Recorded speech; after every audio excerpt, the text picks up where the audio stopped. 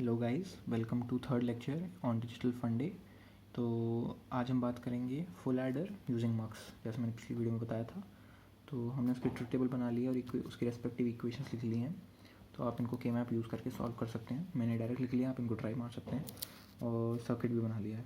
हम देखेंगे कैसे हम प्रोसीड करेंगे अब मक्स के थ्रू उस डिज़ाइन को बनाना, और हम यूज़ करेंगे 2x1 मक्स। ठीक है, तो अब ये जैसे ट्रुथ टेबल लिखी हुई है तो इसमें भी हम ट्रुथ टेबल यूज़ करेंगे। बाकी का चीज़ का ऐसा कोई वो नहीं है इम्पोर्टेंस। तो अब देखिए इसमें हमें कैसे प्रोसीड करना है। जैसे मैंने आपको पिछले वाले सारे वीडियो में बोला था कि अगर मक्स के लिए प्रोसीड करना है अपने हमेशा MSB को सिलेक्ट लाइन रखिए। इसमें भी हमने वही किया है, बट इसमें ये ध्यान रखना है इसमें 3 इनपुट हैं। अब जैसे जैसे इनपुट बढ़ेंगे मक्स की डिज़ाइन कॉम्प्लिकेट होती जाती है, और वो भी 2x1 मक्स है तो नंबर ऑफ़ मक्सेस भी इंक्रीज़ होंगे। तो इधर देखिए हमने सबसे जो अपना लास्ट का मक्स है जो बेसिकली कंट्रोलिंग मक्स है उसको हमेशा उसमें हमें अपना MSB रखा हुआ है, राइट। अब कंट्रोलिंग मक्स में हमने अपना MSB रखा हुआ है, मतलब ध्यान रखिए कि जो भी मेरा MSB है वो हमेशा मेरे कंट्रोलिंग मक्स पे होगा। कंट्रोलिंग बोले तो बिल्कुल लास्ट जो मक्स होगा जो बेसिकली हमारा आउटपुट ड्राइव कर रहा होगा।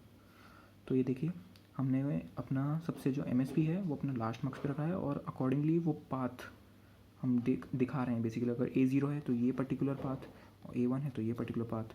और कैसे करेंगे इसको देखिए, अगर हमारा A0 है जो बेसिकली ये हो गया A0, तो ये पर्टिकुलर फॉलो करेंगे। अभी आप देख लीजिए, अगर आप ये समझ लीजिए अगर मेरा A0 है और ये है, मतलब बेसिकली मैं अपना हाफ एडर वाला लॉजिक अप्लाई कर सकता हूँ।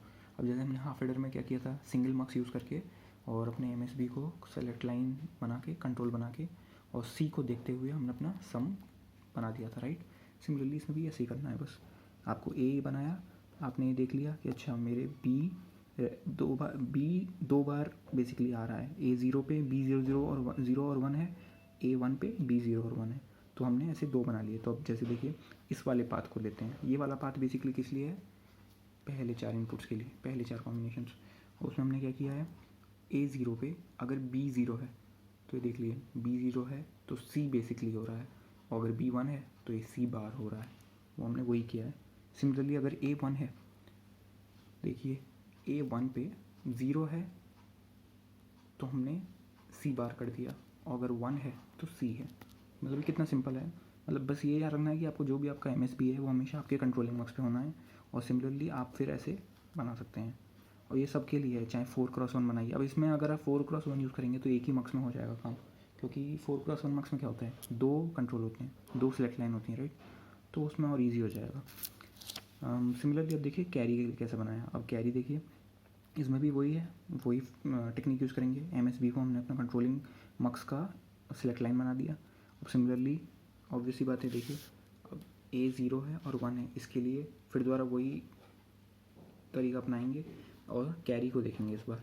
अब B0 है और C01 है तो कैरी 0 है, और अगर B1 है तो कैरी C को ही बेसिकली ले रहा है जो हमारा C इनपुट है। तो इसको मैं बेसिकली डिफ्रेंशिएट कर देता हूँ ताकि कंफ्यूजन ना क्रिएट हो, राइट।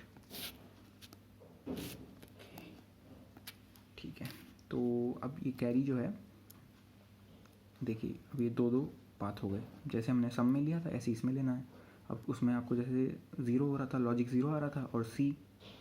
अब ये देखिए अगर A1 है, A अगर 1 है तो फिर हमने क्या किया है, A1 पे ये देखिए B0 और 1 दो कॉम्बिनेशन क्या होगा देखते हैं। चलिए B0 है तो C को रेप्लिकेट कर रहा है, ये देखिए। लेकिन अगर B1 है तो चाहे कुछ भी इनपुट हो C फ़र्क नहीं पड़ता, वो 1 ही रहेगा।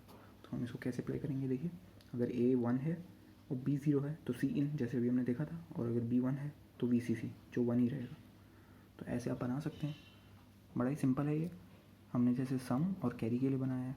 तो थैंक यू, और अगली वीडियो में देखेंगे हम कैसे फुल सब्ट्रैक्टर बना सकते हैं, और ऐसे ही आप बाकी के भी कॉम्बिनेशनल सर्किट्स देखेंगे, जैसे डिकोडर हो गया, एनकोडर हो गया, और बाकी के complicated circuits. Thank you for watching.